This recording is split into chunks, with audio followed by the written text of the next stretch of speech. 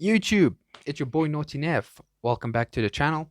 Today is the first episode of my journey with Cyber Dragons all the way to Stage Championship. I've been planning to make this series. There'll be 3 episodes in total. Basically, the purpose is to show you the deck profiles that I played at 2 OTS tournaments that I attended, to show you what I played, and then at the end, I'll discuss about what worked, what did not work, and what changes I have made. If you guys do enjoy this type of content, just let me know down in the comments below. I just want to do this to entertain you guys, but also show you my journey and my thinking and what I finally decided to play at the stage championship, which helped me to land top 4, which is absolutely impressive, especially with Cyber Dragons. I'm very proud of my achievement. Unfortunately, could not make it to the finals. We lost in the semis in top 4, but I had fun. It was absolutely amazing. So, guys, I hope you enjoy this episode. Without wasting any time, let's first hop right into the deck profile. Okay, guys, this is the deck profile. So, at this OTS tournament, I played at the Nexus Hub OTS tournament, which was about like maybe a month ago. So, I was playing the 60 card version of Cyber Dragons. So, obviously, the extra deck stayed the same, but the side deck was different. So, let's first go over the main deck. As you already know, we are playing 60 cards. So let's first go over the Cyber Dragon engine. 3 core. This is mandatory. You have to play 3 core. No buts, nada. 3 core. Best starter in your deck. Next, we have 2 Cyber Dragon Hertz. So some people play 1. The reason why I play 2 is if you do draw into the 1, you won't be able to send a second copy to the graveyard off your combo. So in case I draw into the 1, I decided to play 2 Hertz. But also down the line, like in the grind game, with maybe if you have a way to send Hertz to grave during your combo from your hand or from the deck of Chimera Tech Rampage Dragon, second Hertz does come up, helps you to recycle any Cyber Dragon that's in your deck or especially in your graveyard. Then we play 1 Nashter. You only need 1 Nashter. Nashter does not do anything on its own. It's not a combo starter. This is a combo piece, and also it is also good for follow-up. In my combos, I like to add Nashter back to my hand with Cyber Jormungandr. This way I can normal or special summon it in the next turn, and maybe I can reborn a monster in my graveyard. Then we play 1 Cyber Dragon. You only need 1 Cyber Dragon, and we play 1 Cyber Jormungandr. As I already said, this is a going first build of mine, so we don't want to play more copies of Cyber Dragon or Cyber Jormungandr. Only play 1 of them, and the 1 copy is for combo piece that allows us to go into the fusion monster, which I will get to later on in the video. Then onto the Cyberdocs, the MVP, Cyberdoc Worm. You only need 1 copy because its effect is once per duel. You don't want to play more than 1. There's no reason to. If you are playing more than 1, guys, please take it out. You just need 1 copy. Don't waste any of your deck space. Then we play 2 Cyberdoc Chimera. The reason why I played 2 Cyberdoc Chimera at that time was I was aware that Cyberdoc Chimera would get banished, it would get impermed, and I had to end on a particular board, especially under Fuwalos or Perulia. And I was like, okay, cool. I'm not able to set up my board. Chimera will go to grave. I have no way to bring it back. So let me play a second copy and I can search it off Cyberdark Realm. But I will get to that mistake of playing 2 copies when we get to the Cyberdark spells. But at that time, I decided to play 2, 1 just for another copy to search when I activated a Cyberdark Realm or if I'm able to draw into it. Then we play 3 Cyberdark Claw. So Cyberdark Claw is very important. It's a must-have of 3 copies. Some people, play 2, but I play 3.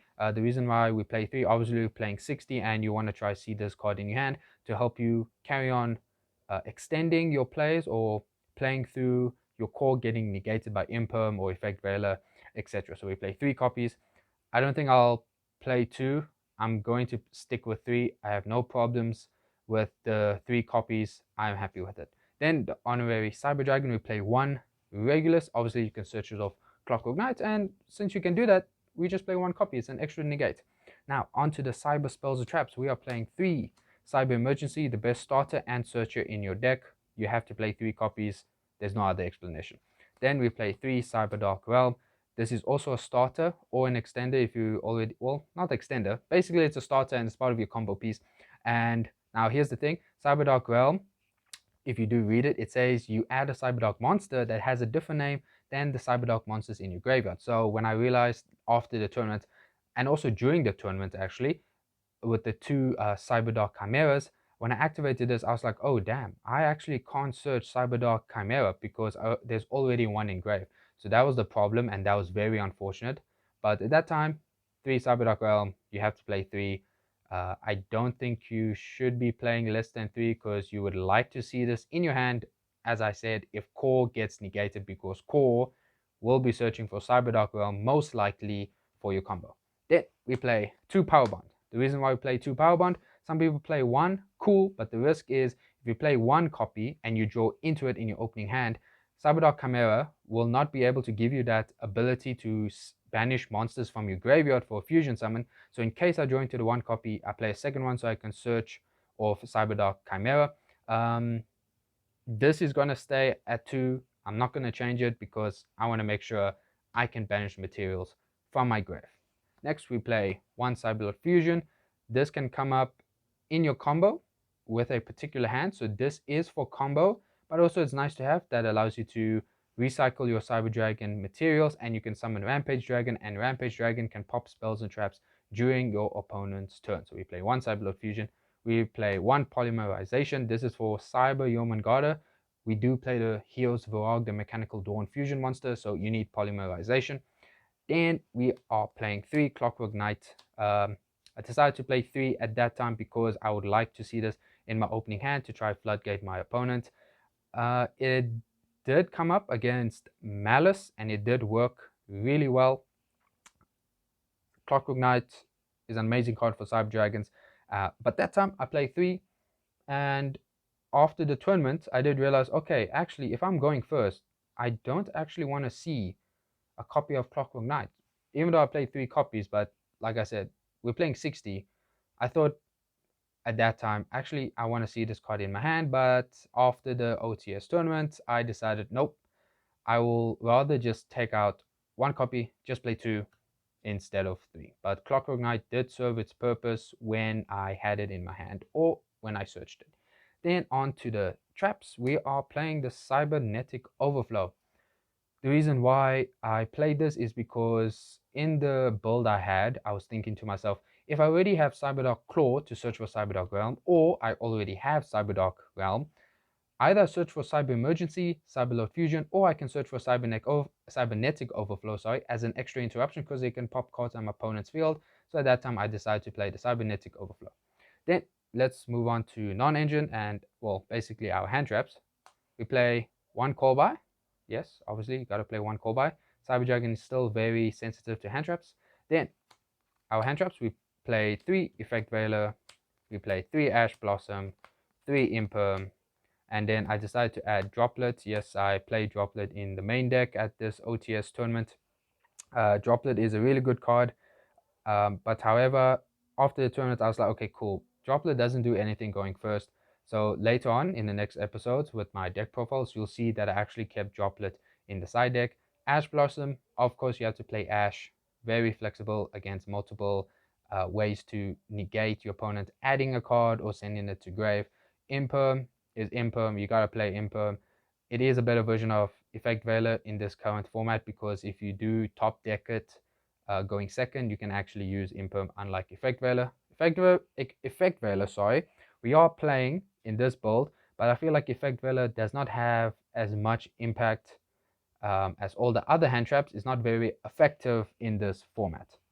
But that is our hand traps, and then along with that we will be playing 1 talent and 2 thrust. Thrust can either search for talent, or it can search your cyber spells or traps, or an Imperm. It can also search an Imperm or set an Imperm. It has come up during the OTS tournament, but we will get to that later on.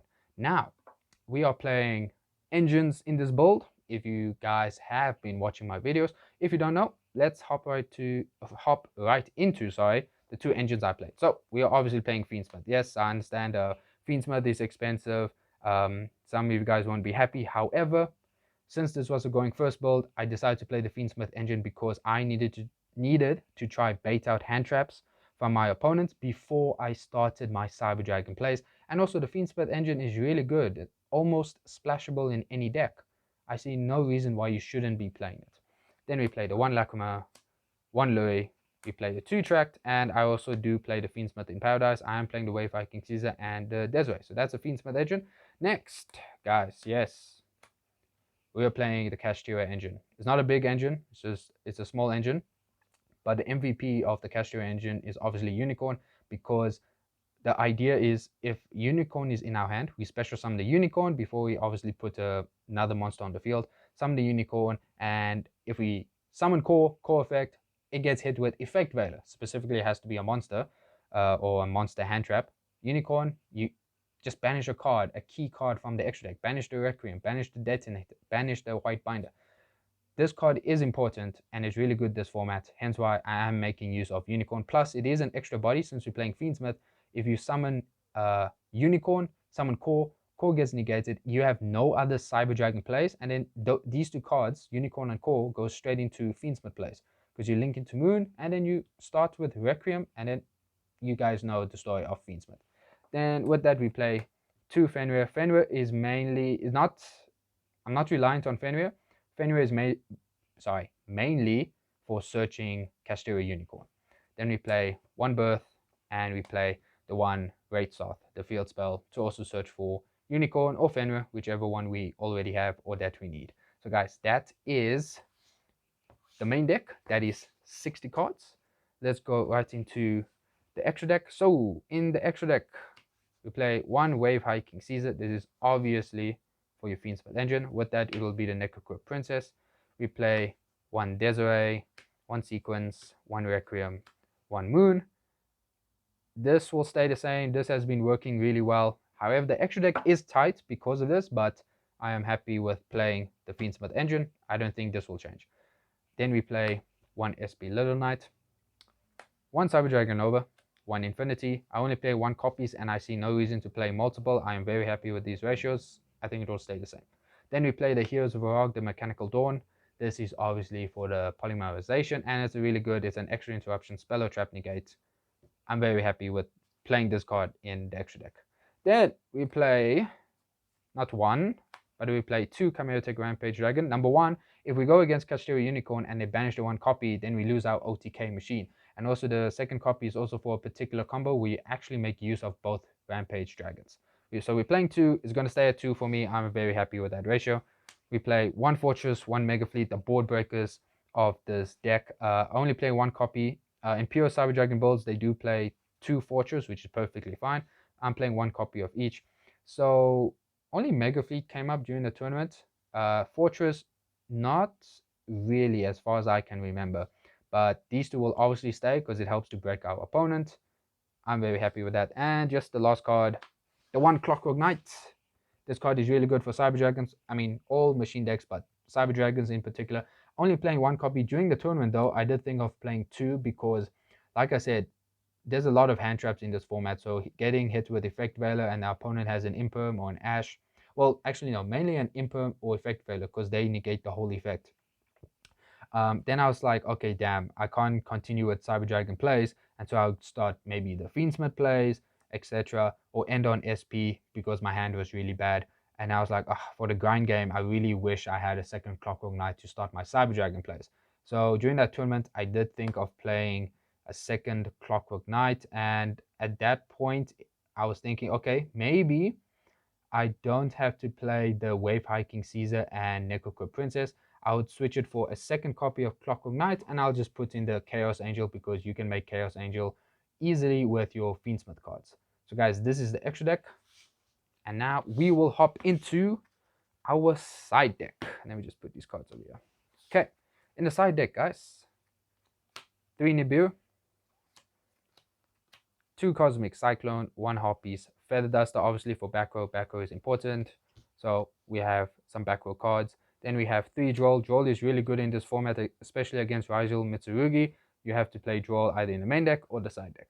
Then we play 3 D Barrier. Some people play 1 D Barrier with a 2 Thrust, but I don't like that because sometimes your opponent won't have a hand trap. So we're just playing 3D barrier, very good against Ryzel, Mitsurugi, Branded, White Forest, etc. And then we are then playing the 3 Lancia, obviously against Malice. So guys, this was the deck profile for the Nexus OTS tournament. And then now let's talk about our matchup. Okay guys, now let's talk about our matchup. So as I said, I attended the Nexus OTS tournament. I think it was a few weeks ago or a month ago. And I think there were about 30 players, 31, 32 players that attended. And I showed you the deck profile that I played. So we played a total of 5 games. Game number 1, I went against Atlantean Mermail. We lost that 2-0. We lost that clean. And Fuwalos is such a broken and annoying card. In game 1, my opponent dropped Fuwalos. We obviously went first. Dropped the Fuwalos. I had no Ash. I had no negate. And I obviously just had to pass. And my opponent just had full combo. I had Effect Veiler, but just having an Effect Veiler against Mermail does nothing. Absolutely nothing. So we lost game 1. Then we go into game 2. I attempt to go first again. And our opponent hits us with Fuwalos again. And I was like, you know what? I have no negate. I have nothing. So I accepted the Fuwalos challenge. My opponent had a lot of cards at the end of his turn, and we just lost. My opponent had every card he needed, so we just lost. Game 1, lost. Very unfortunate. Then game 2, we went against Kashtira. So opponent was playing pure Kashtira as far as I know. And then Kashtira 2-0 again. We just lost. Unicorn was the big issue. Whenever we activated a monster effect, opponent banished the Clockwork Knight. The Clockwork Knight was so important. I realized after going against Kashtira, having a Link 1, specifically Clockwork Knight, is so important. We just couldn't do anything, so we lost 2-0 again. Game 3, we went against Ice Barriers. Haven't played against that deck in so long, and yeah, this was obviously with the new support. We went 2-0 again. We lost 3 lost, guys, 2-0. And they have this one monster. I forgot which monster it's called. Basically, I think it stops you from activating graveyard effects. So when Chimera was sent to grave, obviously when I activated it, my opponent told me you can't activate graveyard effects. So that messed us up big time. And the annoying part is I knew about the card that stops me from activating graveyard effects, and I told myself I need to get rid of it first. I didn't do it. It slipped my mind. So that was the annoying part. I messed up there. So we lost. We could have won game 2 if I just got rid of that monster in order to activate Chimera's graveyard effect. But we lost that. Game 4, we went against Blue Eyes and we won. Finally, we won our first win of the day. Then our last round, we went against Ryzel, Mitsurugi, Fiendsmith. We lost that because Droll was our biggest enemy. Opponent had Droll game 1 and game 2. Ended our turn completely. I only had Cyber Dragon plays. And yeah, we lost. So at the end of that, we came with 1 win out of 5. And position, we came at the bottom. I think I was like 28th, 29th. I'm not sure. But it was absolutely terrible performance. And number 1, hand traps, Fualos and Droll are our biggest enemies. Second, I did brick in the matches. Some of the matches, like I said, we played 60 cards, and I actually did not get the right ratio. 60 cards is not it, guys. So that was the other problem. So after that, I obviously had to go back to the drawing board, fix up my ratios, which I did discuss during the deck profile, and you'll see in the next episodes the changes I have made. So it was an absolutely terrible performance. Not very happy. Deck playing at 60 cards is not it. We'll obviously make changes. So that was our first OTS tournament, and that's how it came out. But I know losing can be discouraging, and you probably just want to give up playing the rest of the tournament. But guys, you got to carry on playing, which is what I did. Obviously, I used that OTS tournament as prep. And this brings us to the end of the video, guys. This was our first OTS tournament. This is the end of episode 1. I will see you guys in episode 2. Till then, Naughty Nev signing out. Peace.